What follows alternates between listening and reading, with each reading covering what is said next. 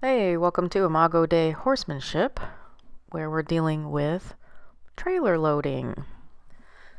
We have here a young, nice horse named Joey, who's been giving his owner some trouble loading. So the first thing I do when I get there is to take Joey's temperature, and sure enough, he is not all that interested in loading. Being a nice horse, Joey's not being rank or dangerous, so to speak, but he is not being all that compliant. So I work him outside the trailer, right there, just asking him to move out, and even then he's thinking, I don't know if I want to. Presenting him with the trailer once more. It's really important to note here, I'm not pulling or leading him. I really want this to be his decision. And give him time. He makes the right choice. This is where really good decisions, or bad, can happen. But allowing them enough room to make mistakes is best, rather than forcing them. And yeah, you can wench him in there or even shove him in there, but no learning and no understanding occurs there. So since he did a good job loading, I'm not going to really overwork him out here. I'm just giving him the idea, reinforcing that outside the trailer is work. And while I work him, I'm also playing around with his changes in direction and softness on the lead rope, or actually it's a lunge line. Asking him to face up. That's relatively new to this guy. And then once again present him with a trailer, which this time he jumps right in, no problem, no hesitation. So, which that tells me he's learning, he's accepting that, this is a really good place to be. And see how we take our time and then we pet him, tell him good boy. For the sake of the video, a lot of that's been edited out, or we'd be sitting here for over an hour. But when he's in there, there's no pulling, nothing's being asked of him except, hey, just chill out. Being a gravel driveway, we make do and we do the best we can. Right there, he's struggling. But ultimately, again, because he was allowed room to make a mistake, he made up his own mind to get back in the trailer. But yeah, being a gravel driveway, we don't have tons and tons of room or even super good, awesome footing. It's not bad footing to do a ton of things here, so kind of limited on what I can do with my little 12-foot lead, which is incredibly handy in a lot of situations, actually. And here we go again. And every time I ask, he's stepping up a little more willingly. This time he pauses a moment, I think, to smell the window.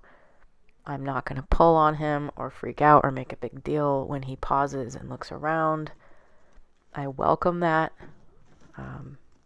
that they feel comfortable in the decision they're making. They feel safe. They feel okay with the trailer. I'm just backing him out here because that's one more thing I can do with a 12-foot lead is just back him up away from the trailer. So here we go, hand off to the owner. And just kind of giving her some pointers from the sideline. And Joey senses that that's his owner.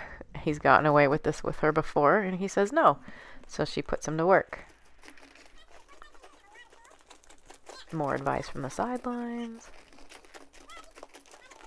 I was explaining to her that as long as he's moving out and doing what she asked, to not harass him with the tail end of that rope. Ask soft. There we go. He gets in. Ask soft. Ask often. But always go back to the softest request. Every time you ask a horse to do something, always start out as soft and gentle as you can, and then work your way up to more and more pressure. So essentially, there's pressure on the outside of the trailer in the form of work, and there is release in the form of relaxation and quietness inside the trailer.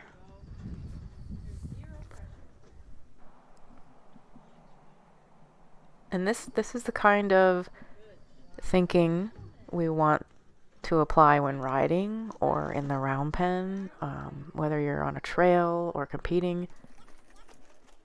And the more we repeat the lesson, the more consistent we are, the better off the horse. They just really understand and start accepting doing things that are asked of them is easier than refusing. So now here, she kind of mentioned he had an issue standing still for fly spray. So we're just using, I thought that was water, but actually looking at it, that's fly spray. I'm spraying him down with some fly spray. And again, with pressure and release. I'd keep spraying until he stopped his feet, until eventually he stood still and just took it. So because he's moving, I'm going to keep spraying. When he stands still, I stop spraying. This is also a good break to take from trailer loading.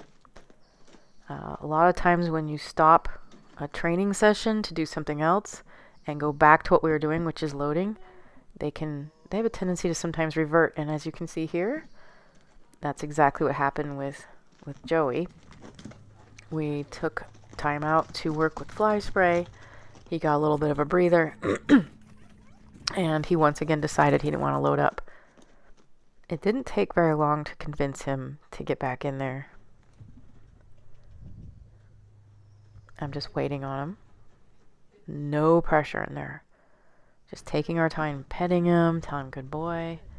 And that's the basic rundown of Trailering 101.